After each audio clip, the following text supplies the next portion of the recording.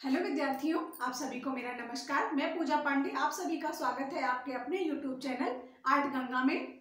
विद्यार्थियों, आज आप लोग पढ़ेंगे एक नई शैली और वो होगी ईरानी शैली। तो आपको आज हम बताएंगे ईरानी शैली के महत्वपूर्ण प्रश्न जहां से बन सकते हैं और ईरानी शैली क्या है, इसका कला में क्या रोल है। इस तरीके से सारी चीज़ों को हम आपके सामने रखेंगे। और एक बात विद्यार्थियों कि ईरानी शैली से ही मुगल कला का जन्म होता है, इसलिए ईरानी शैली की कुछ जो बहुत इम्पॉर्टेंट चीज़ें हैं उनको आपको देखना होगा। ईरानी शैली से बहुत प्रश्न नहीं आते हैं, इसलिए हम बस उतना ही यहाँ पर जानेंगे जितना हमें ज़रूरत है। तो आप लोग देखिए, ईरानी शैली जैसे नाम से भी पता चल रहा है कि ईरानी शैली मतलब भारतीय तो नहीं है, ये विदेशी है। तो ईरानी शैली का समय क्या है? इसका समय है 15वीं शताब्दी। समय है इसका 15वीं शताब्दी। और मुगल का समय कब होगा? 16वीं शताब्दी। तो ये ध्यान में रखेंगे, इसका समय क्या है? 15वीं शताब्दी है। अब इसका जन्म, ईरानी शैली का जन्म जैसा कि नाम से भी पता चल रहा है, ईरान में हुआ है। इसका जन्म ईरान में है और इसके दो मुख्य केंद्र थे। ईरान में चित्रकला के दो मुख्य केंद्र थे, हिरात और समरकंद। हिरात और समरकंद थे। इसीलिए ईरानी शैली को, जब इसके दो मुख्य केंद्र थे हिरात और समरकंद, तो इसलिए इस शैली को हिरात शैली कहते हैं और इस शैली को समरकंदी शैली कहते हैं, समरकंदी शैली। और इस शैली को सफवी शैली भी कहते हैं। इसके अन्य नाम हो गए, ये अन्य नाम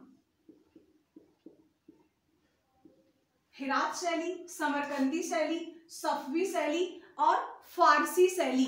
ईरान का प्राचीन नाम क्या था? फारस था, इसीलिए इसको फारसी शैली भी कहते हैं, फारसी शैली।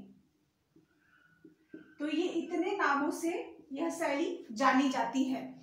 जब भी प्रश्न आएगा आपसे पूछेगा कि मुगल शैली, यहाँ मैं मुगल की बात बार बार इसलिए कर रही हूँ क्योंकि मुगल का जन्म इन्हीं दो शैलियों के मिलने से होता है, इसलिए मैं मुगल का जिक्र यहाँ पर कर रही हूँ। और मुगल की ये पैतृक धरोहर रही है ईरानी शैली, इसी के मिलने से मुगल शैली का जन्म होता है। तो जब कभी भी बात आए कि मुगल शैली का जन्म किन दो शैलियों के मिश्रण से होता है, तो देखिए थोड़ा सा आप लोग यहाँ समझ लेंगे। कभी आपको दे दिया हिरात प्लस हिंदू, हिरात प्लस हिंदू दे दिया आपको, या कभी आपको दे दिया गया समरकंद प्लस समरकंद या कहिए समरकंदी प्लस राजस्थानी, तब आप कहेंगे इन दोनों के मिश्रण से मुगल, इन दोनों के मिश्रण से मुगल। कहने का मतलब ये है कि इसके नाम इतने हैं, कोई भी नाम आपको दे दे, कंफ्यूज नहीं होना है। अब इसकी बात आती है कि इसके संरक्षक कौन थे? ईरानी शैली के संरक्षक कौन थे?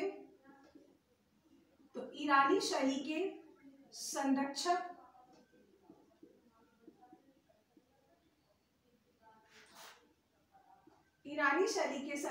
थे ईरान के शासक, ईरानी शासक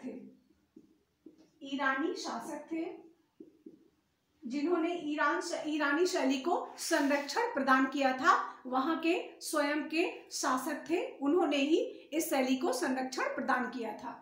अब बात आती है कि इस शैली का जन्मदाता कौन है। अभी तो ईरानी शैली शुरू हुई है, तो इसका जन्मदाता कौन है, किसने इसकी नींव डाली है? तो इसकी नींव चित्रकार बिहजाद,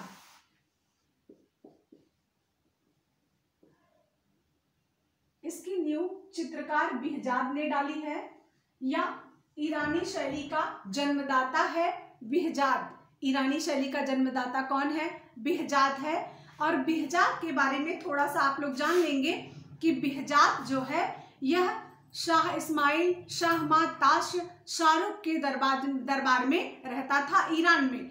और भारत अगर आया था तो भारत बाबर के साथ आया था। बाबर ने इसको जो है अपने साथ भारत ले आए थे बाबर। और बाबर के संरक्षण में ईरानी शैली का ये कार्य करता था। और इसका जिक्र बाबर ने अपने तुजुक ए बाबरी नामक अपनी आत्मकथा में लिया है और किया है। इसका जिक्र उस समय के दो चित्रकारों का जिक्र बाबर ने अपनी आत्मकथा में तुजुक ए बाबरी में किया है। अब यहाँ पर बाबर को हम आपको थोड़ा सा बताएंगे क्योंकि बाबर ईरानी शैली का जन्मदाता है। लेकिन इसके पहले ईरानी शैली का जो शासक था और सबसे ज्यादा संरक्षण किसने दिया था, तो तैमूर वंश ने दिया था। ईरानी शैली के संरक्षक ईरानी शासक थे, लेकिन वंश कौन सा था, तैमूर वंश था। तैमूर वंश ने इस शैली को ज्यादा संरक्षण प्रदान किया था। अगर हम बात करें कि ईरानी शैली कमालुद्दीन बेहजाद के समय में पनपी और इसकी विशेषता क्या है, देखिए प्रश्न यहाँ से ही आएंगे, इसकी विशेषता से ही प्रश्न आपसे पूछे जाएंगे। या तो समय से हो गया, या तो अन्य नामों से हो गया, या विशेषता से ही प्रश्न पूछे जाते हैं। तो हम आपको इसकी विशेषता बताएंगे कि ईरानी शैली की विशेषताएं क्या हैं। तो ईरानी शैली की विशेषता, सबसे पहले तो इसमें विषय का अभाव रहा है। इस शैली में विषय का अभाव रहा है और परिप्रेक्ष्य का अभाव रहा है। लेकिन प्रभाव किसका रहा है, तो प्रभाव अजंता का है, क्योंकि यह शैली रेखा प्रधान है। जैसे कि हम आपको विशेषता में बताएंगे, ईरानी शैली की विशेषताएं, ईरानी शैली की विशेषताएं,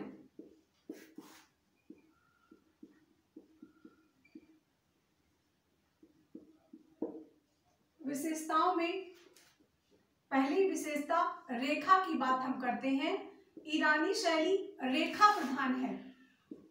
ईरानी शैली रेखा प्रधान शैली है। कभी पूछे कि ईरानी शैली क्या दर्शाती है, क्या प्रधानता दर्शाती है, रेखा या रंग, आप कहेंगे रेखा। रेखा की प्रधानता है। ईरानी शैली रेखा प्रधान है।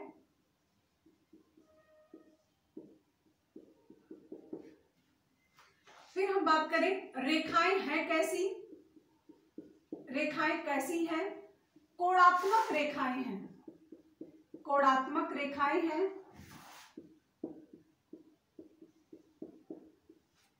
आकृति की बात अगर हम करें, आकृतियां कैसी हैं, मतलब चित्र कैसे हैं, चित्रों की आकृतियां कैसी बनाई गई हैं।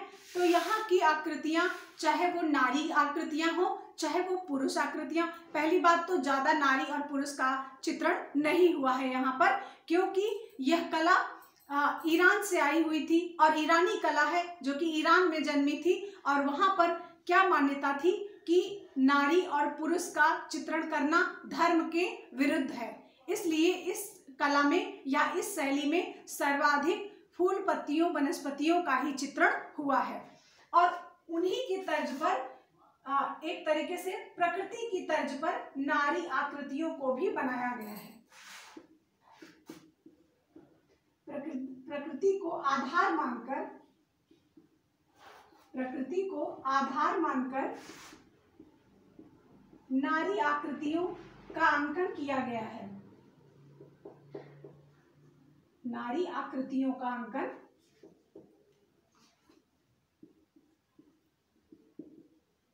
किया गया है।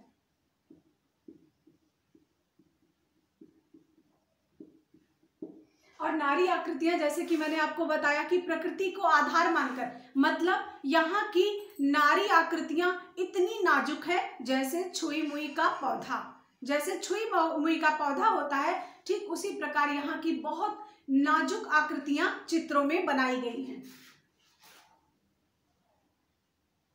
अगर हम बात करें कि इस चित्र की और विशेषता क्या है, तो चेहरे की अगर हम बात करते हैं, चेहरे, तो 2.25 चश्म के चेहरे बनाए गए हैं। 2.25 चश्म के चेहरे हैं। कभी किसी वीडियो में हम आपको बताएंगे चेहरा चश्म क्या होता है। कितने स्टूडेंट हैं यही नहीं जानते हैं चश्म क्या होता है। हम इसको किसी अपने एक पर्सनली इसका वीडियो बनाएंगे, चश्म के बारे में हम आपको बताएंगे और किस किस शैली में कौन कौन से चश्मों का प्रयोग किया गया है। यह बहुत महत्वपूर्ण है। यहाँ से क्वेश्चन आना निश्चित रूप से आते ही आते हैं, इसलिए सभी के जिस शैली में कौन कौन से आपके चश्म बने हैं उनको जानना बहुत जरूरी है। आप सभी लोग उसको लर्न कर डालें। चेहरे 2.25 चश्म के बनाए गए हैं। रेखाएं ईरानी शैली भी रेखा प्रधान शैली है। रेखाएं कोणात्मक रेखाएं हैं और 2.25 चश्म चेहरे हैं और चेहरे प्रायः छोटे बनाए गए हैं। चेहरे प्रायः छोटे और गोल बनाए गए हैं।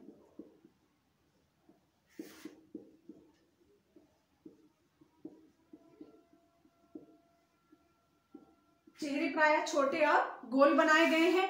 अब हम बात करें कि ईरानी शैली पर किसका प्रभाव है।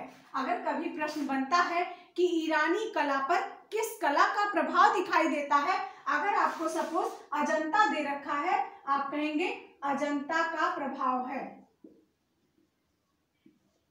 अगर किसी गुफा के बारे में दे रखा है तो अजंता का प्रभाव है। अगर किसी शैली के बारे में दे रखा है तब भारतीय शैली का प्रभाव है या भारतीय कला का प्रभाव है। ये बहुत महत्वपूर्ण प्रश्न आपके लिए बन सकता है कि भारतीय कला का प्रभाव है, क्योंकि भारतीय कला जैसे रेखा प्रधान है वैसे ही ईरानी कला आपकी रेखा प्रधान है, रंग प्रधान नहीं है। लेकिन इस पर अलंकरण की छाप है, तो अलंकरण की किसका है? चीनी कला का। चीनी कला का अलंकरण है। लेकिन अगर प्रधानता की बात आती है कि इस शैली पर सर्वाधिक प्रभाव किसका है, आप कहेंगे भारत का प्रभाव है या भारतीय कला का प्रभाव है। या अगर गुफा में दे रखा है, गुफा से क्वेश्चन पूछ रहा है तो अजंता का प्रभाव है। इस तरीके से आपका ईरानी शैली कंप्लीट होता है और ईरानी शैली से एक आध क्वेश्चन, दो क्वेश्चन आने निश्चित रूप से आते ही आते हैं। इसको आप लोग अच्छे से समझ लीजिएगा और इसको अच्छे से पढ़ लीजिएगा, क्योंकि यहाँ से प्रश्न आते हैं। और एक बात विद्यार्थियों, नया बैच शुरू हो चुका है, 2 जून से स्टार्ट हो गया है। सभी बच्चे, जितने स्टूडेंट एडमिशन लेना चाह रहे हो वो निश्चित रूप से ले लें, क्योंकि ये हो सकता है कि जो इस बार की वैकेंसी है इसके लिए ये जो है लास्ट बैच हो, क्योंकि इसको कंप्लीट करते करते परीक्षा की डेट आपकी आ जाएगी। इसलिए अगर एडमिशन लेना हो, वाकई आपको सिलेक्शन लेना हो, तो आप इसमें जरूर ज्वाइन करें। देखिए, आप लोग एक गलती करते हैं, वो गलती मैं समझती हूँ कि ये करते हैं कि आप लोग कुछ स्टूडेंट ऐसे होते हैं जहाँ पर कम फीस लग रही है वहाँ चलो, वहाँ पर तो ऑफर है, बहुत कम फीस है। इन चीज़ों में ना जाइए, आप लोग सही जगह पर जाइए और ऐसा ना सोचिए। मैं तो ये सोचती हूँ कि एक बार जो चीज़ एक बार पढ़ने से सिलेक्शन हो जाता है तो बार बार पढ़ने की झंझट से तो मुक्ति मिलेगी। एक तो समय का लॉस होगा, जो कि समय आप बार बार देते हैं वो आपका बचेगा। और दूसरी बात, हर स्टूडेंट हर महीने लगभग 50,000 रुपये अपना नुकसान कर रहा है। कि कैसे नुकसान कर रहा है? अगर जो विद्यार्थी अपनी परीक्षा को फर्स्ट टाइम क्लियर कर ले रहा है तो वह अपना 50,000 का नुकसान बचा रहा है, नहीं हो रहा है उसका नुकसान। इसलिए विद्यार्थियों बार बार पढ़ाई करने से बचें। जो स्टूडेंट ऑनलाइन क्लास लेना चाह रहे हो वो निश्चित तौर पर लें। और हमारी क्लास, मैंने आपको अपनी क्लास के बारे में भी बताया है, मेरी क्लास में कोई आपको कुछ ऐसा नहीं होगा जिससे आपको ये लगे कि नहीं मैं तो बहुत गलत जगह पर आ गया हूँ। जब आप जुड़ते हैं हमसे तब आपको इन चीज़ों का नॉलेज होता है, तब आपको लगता है कि मैं बहुत सही जगह पर आया हूँ, जैसा कि मेरे अन्य विद्यार्थी जानते हैं। और इस समय तो बहुत बड़ी बड़ी कोचिंगों से हमारे यहाँ स्टूडेंट आ रहे हैं और अपनी जो बातें बताते हैं मुझे सुनकर ऐसा लगता है कि इतना घिनौना काम क्यों करते हैं अन्य टीचर्स। इसलिए मैं ऐसे कामों को तो बिल्कुल लाइक नहीं करती हूँ। विद्यार्थियों, आप सभी से मैं यही कहना चाहूँगी कि जो विद्यार्थी ऑनलाइन कोचिंग लेना चाह रहे हो वो ले लें, क्योंकि नया बैच शुरू हो चुका है और मैंने अपने फर्स्ट क्लास में आप लोगों को बताया है कि कैसे आपको पढ़ना है, क्या ज़्यादा पढ़ना है, क्या कम पढ़ना है, पूरा सिलेबस मैंने उसमें बता रखा है। और कल से आपका शुरू हो जाएगा एक जो शुरू से कला का तैयारी होता है और आपके सिलेबस के अकॉर्डिंग वहीं से क्लासेस, लाइव क्लासेस शुरू होंगी।